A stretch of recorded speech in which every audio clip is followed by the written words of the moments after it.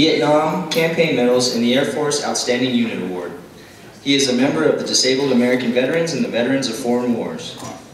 He earned a Master's of Science degrees in Aviation Management from Columbus University and completed courses that qualify him as a homeopathic practitioner. John trusts Thomas Jefferson's advice, "I will not believe our labors are lost. I shall not die without a hope that light and liberty are on a steady advance." Without any further ado, independent candidate for U.S. Senate, Jon Barrie.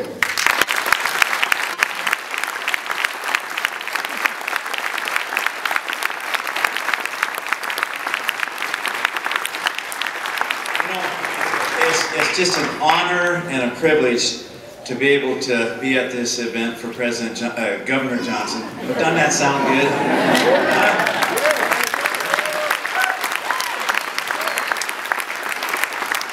It would do my heart good to be in the Senate with him as president, and maybe it wouldn't take till as long to balance that budget as he thinks. I want to tell you a little story. There was his grandfather, and he was talking to his granddaughter, sharp young lady, and he said, "Do you know what President's Day is?" And she said, "Oh, yeah, I know what President's Day is." Now, her grandfather said, "Well, she's pretty smart. Maybe she's going to say something like, you know, we honor our presidents and so on." And she said, "Grandpa, President's Day, that's the day when the president walks outside the White House, and if he sees his shadow, we have one more year of unemployment."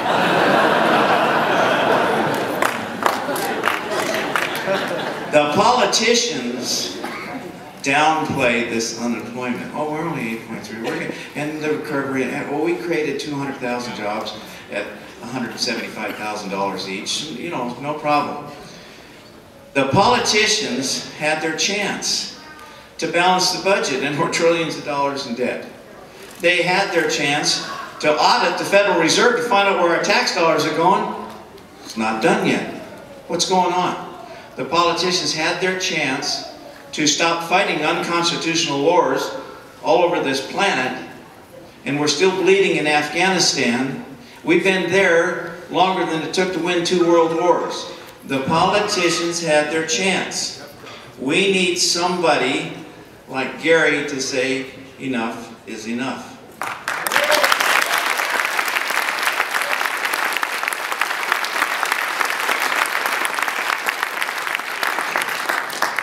Now Gary, he's fighting a battle. He's a Libertarian Party, Independent American Party, Constitution Party. What in the world? Minor parties? I want to tell you a story. In New Mexico, in order to get on the ballot as a senator, to be on the ballot, you have to collect 6,000 signatures. Republicans, Democrats, around 2,000. Little dichotomy there, I think, right? Okay, so I collected 10,279 and took him to the Secretary of State's office. Said, "Oh, I'm going to be on the ballot." 10,000 people, over 10,000 people wanted me on the ballot. So we go there, and I get a letter from the Secretary of State. Says, "You can't be on the ballot, Mr. Barrie. You are short 277, and you can't get on the ballot."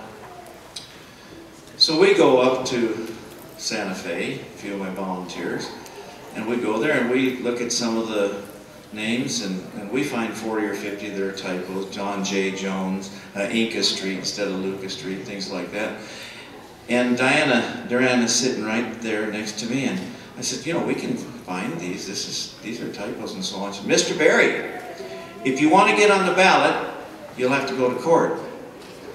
I said, "Well, Diana, we can accomplish this.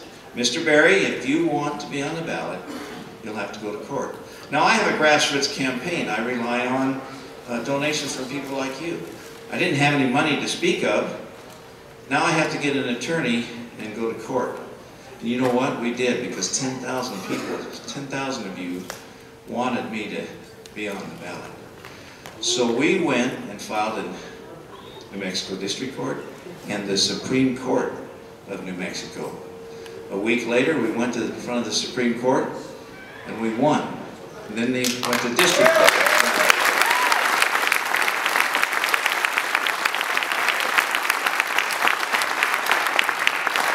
The The downside is now I'm $15,000 in debt. But what I'm trying to share is, President Gary Johnson, this sounds good. You know, I'm polling 9–10%. Gary's much more than that. Are we in the debates? No. Are minor parties looked at differently? Yes. What can we do? What can we do to get our message across? And that's educate those around you and let them know that there are alternatives to get our country back to the Constitution of the United States of America.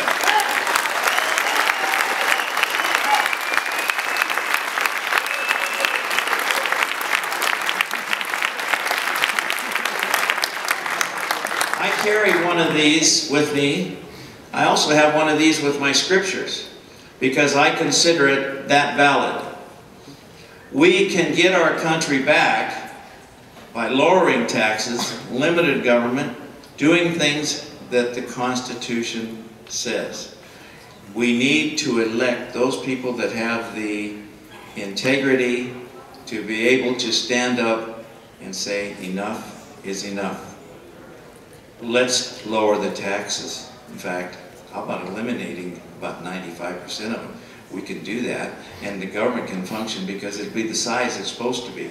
43%, as Paul said. I worked for the Federal Aviation Administration for almost 12 years. I'm going to share a quick story, then I'll get done here. When I worked there, we had what we call training budget. As an operations inspector, we had to fly in different airplanes, and so we had to keep semi-current so we didn't kill ourselves or somebody else, and so we had a training budget. And at the end of every year, there was money left. Oh, if you don't spend that money, we lose it. Well, do we need it? Well, no, but if you don't spend that money, we're going to lose it. That's the attitude of the government. Spend, spend, spend. Oh, and by the way, we're $16 trillion in debt.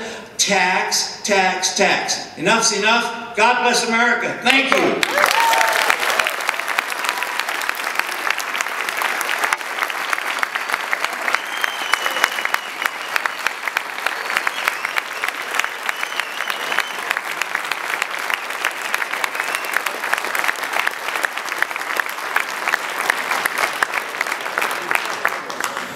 Thank you again, Jon Barrie. We have